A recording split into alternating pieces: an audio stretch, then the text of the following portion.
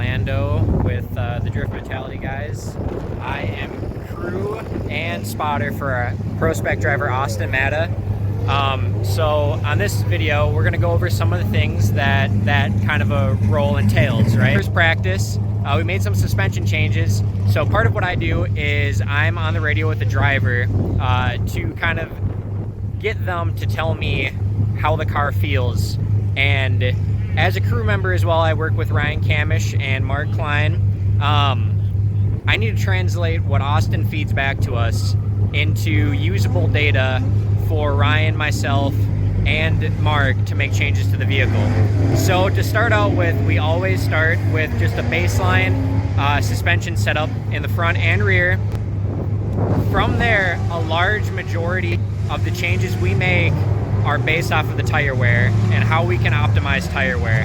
That's where we fine grip, and that's where we fine tune the car to get the most out of the tire for running 2 laps. There, we moving on to second practice, and we'll just start fine tuning the driver's habits on this track, start cleaning up some inside clips and outside zones, and go from there.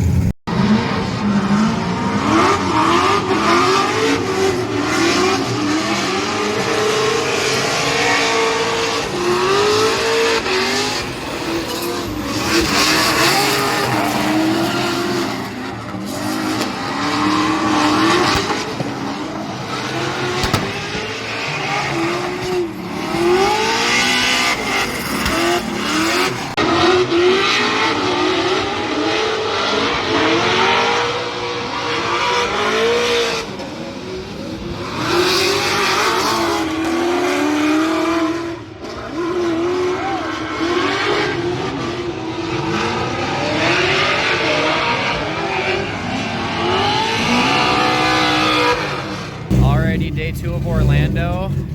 Finished up practice yesterday on day 1. Didn't really make a lot of changes to the car after our first practice. A lot of what we did was, oh, there's the driver, Austin Matta, everybody. Come over for autograph signings. Didn't really make a lot of changes to the car after the first practice. We kind of got it set up, got everything good. The second practice, however, was a lot of finding our groove, finding some confidence in the bank and the transitions. A big part of competition driving is, and communicating with your driver, is knowing the difference between needing to change settings in the car and needing to fine-tune some of the things the driver is doing themselves. So have some trust in your driver, get some feedback from them, but as a spotter, don't feed them information, right? If you're a knowledgeable spotter and you're helping with chassis setup, it might be a better idea to not feed them information about, you know, hey, your camber's extra positive on this side. Is it harder to transition when we're going this way?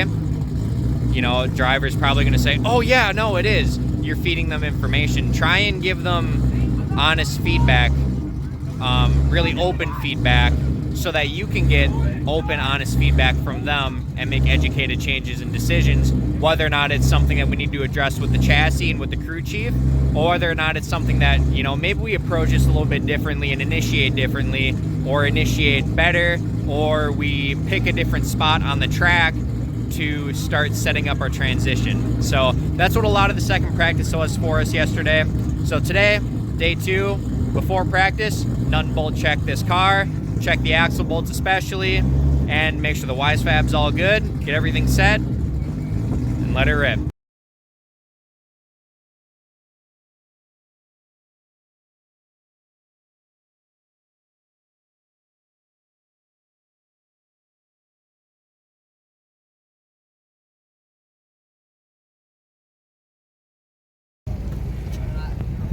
Okay, here we are, nut and bolt checking. I'm usually responsible for the rear end. We nut and bolt check the entire side, or the entire vehicle, after every practice session.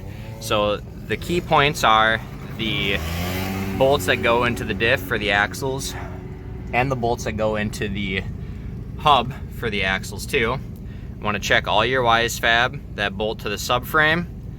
So you have your your rear lower control arm front mount, your traction arm mount, your camber arm mount, and then the tow arm mount and the rear mount for the rear lower control arm. Check all those, and then I move out to the bolts on the knuckle. So we have our tow arm, we have our tow arm mount back there as well. We have our camber and traction arm mount, and then we have the lower ball joint underneath there. And we also check where the shock mounts to the knuckle as well. Make sure that we're checking our caliper bolts for the e-brake and for the foot brake.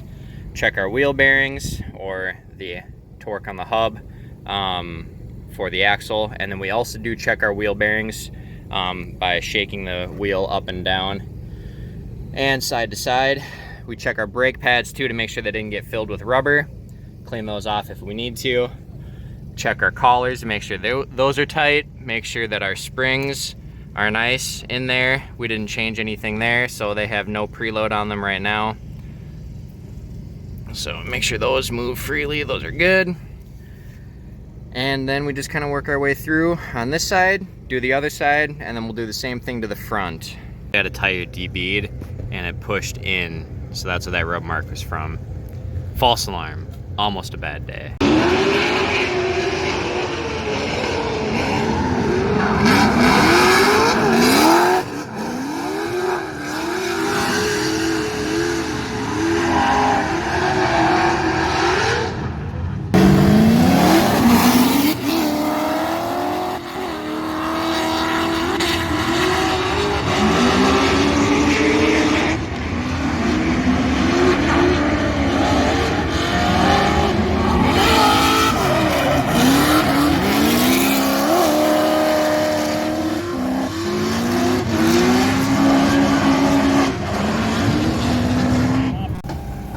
Alrighty guys, it's comp day. We had qualifying yesterday. Qualified really good, scored an 83.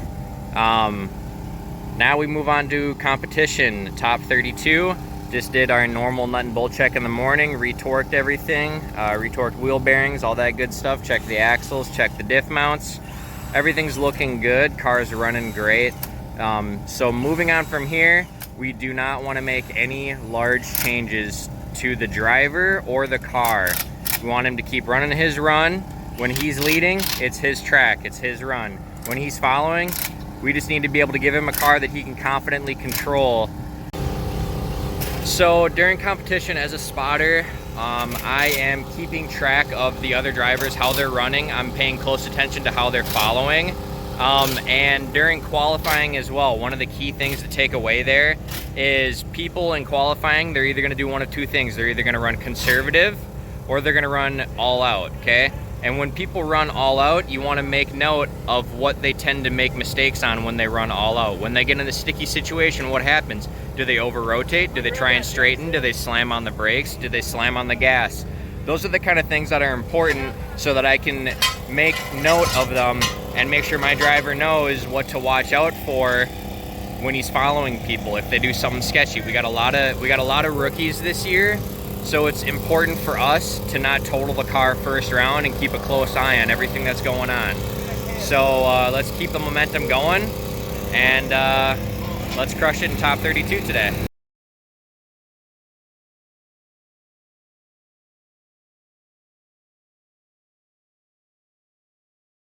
On the cans, and again, quick 2-2-1. What do we got? Real quick. Mike Power looked like he had an issue going around outside zone 1 in the lead position. He had low angle and he wasn't really up high on the bank, and that's a pretty important part of the track since it's that big first corner. So that kind of did it for me. Whereas in the chase position, Jagger did a pretty good job of maintaining proximity and doing his job.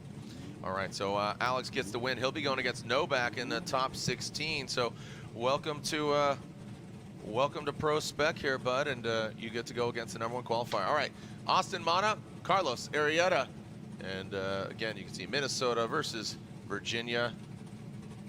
Austin Matta, don't Matta none. Hashtag don't Matta.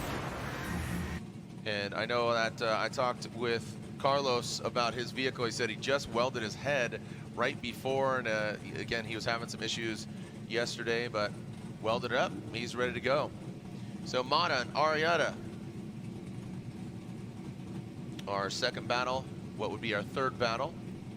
We included that buy run. All right. Austin will lead at Tire Stacks S chassis. Okay, now wonder what happened to Carlos, leaving him on the line. Not a drag race, but looked like Carlos got a bit of a late start. Now he's low on the bank. Oh man, it does matter when Austin Matta just absolutely pulls away from it. Carlos still might be having some power issues, but Austin absolutely delivering. Well done. Austin's got a lot of fans here in the building. Yeah, we did see some issues with Arrieta yesterday with his. And now Carlos will lead. Austin will give chase.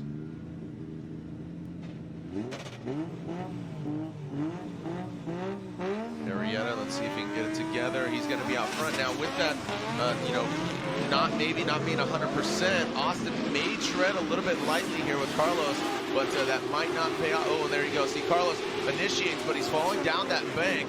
So the Insane Ways Motorsports SC, whoa, massive bank. Oh, and look at that. So he shuts it down. So I think Austin got a little bit of gift there, and that's where it gets troublesome. Where the car, you know, it's got a little bit of a sniffles, you know, he's got a bit of a cough. Is he healthy? Is he 100%? I say that metaphorically, and obviously Carlos having issues. With that car, you know, if it's got good side bite, you can see that Jaeger had that kind of, you know, lag. It reminded me of like Daigo Saito when he had the SC430. He was like, meow, meow, yeah, and meow, it just like, looked let's go. Jagger didn't have the opportunity to get to the right speed to get initiated properly, and we kind of put that on Novak. Austin Matta versus Evan Bogovic. In our next battle of top 16, we'll revisit, as Ryan, you're talking about, there's our first one more time, you know, and we're already in the top 16. So a good progression of driving throughout the day here in Prospec. Yeah, no question about it. Austin will lead, Evan giving chase. Austin through that start chicane. See how Evan handles this initiation. Matta high on the bank. Bogovic a little bit lower, but great angle there. Set himself up. How's he going to handle this? Oh, he slams down and comes to a halt. That is really going to hurt Bogovic, unfortunately for him, as Matta keeps on, keeping on, puts it in the crease. And Austin Matta, it don't matter. If you're planning on coming down here, there might be limited amount, but it's first come, first serve, so you'd have to risk it. Don't get upset. Again, plan ahead, plan accordingly. If you're planning on joining us at Englishtown in just a few weeks, I'm sure you pre-purchase your tickets at the first ever U.S. purpose-built Drift Coliseum, Englishtown Raceway Park. That's June, is it 18, 19, I believe it is? Yes, that's right, so June 18, 19. But right now it's all about Orlando. Bogovic throwing it down, and there we go. That's what he needs to do. Austin, keeping a safe distance, or is that too much? Ooh, Bogovic way off of that front inside clip, unfortunately. That could be a window of opportunity for Austin. And bring it across the finish line. Not a absolutely pressure, you know, wasn't a... Looks like he's going to be moving on into the grade 8. And here we go. Austin Matta moves on into the grade 8. Austin moves on. It don't matter, but From Lorette Nickel, great to get some insights from these Prospec guys. A completely new perspective. We're so used, Jared, to seeing the pro guys talking to Lorette, seeing the competition timeouts. It's great to get some new perspectives here from these guys that have transitioned from the Pro 2 Series, now renamed the Prospec Series. A 3-year build out here as we take a look at our first battle between Nick Novak and Austin Matta. Novak, your #1 qualifier, looking like the guy to beat. Made some good adjustments in his one more time against Alex Jaeger, and now has got to do battle here against Austin Matta, our first battle of the grade 8. That's right, and Ryan, all great points in regards to perspective, alignment, just getting familiar. But these are two drivers we have seen compete, as you said, renamed the Prospec, previously the Pro 2. We have seen the gentlemen pilot their vehicles in Pro 2. So repeat customers, and I believe they've gone against each other, if I can recall. I'm trying to recount, but two very talented drivers in Matta and Novak.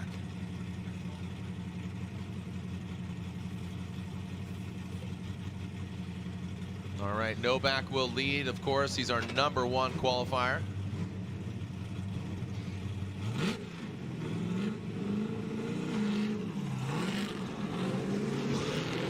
All right. Novak throws it in. We need Austin Matta to catch up. Novak high on the bank. Woo, he's absolutely smoking him out. Now drops down into that first inside clip. Oh, shreds that front bumper, excuse me. Loses those body parts once again in Austin's face. Novak gets all the way out to that second outside zone. And that's why Novak stand and deliver.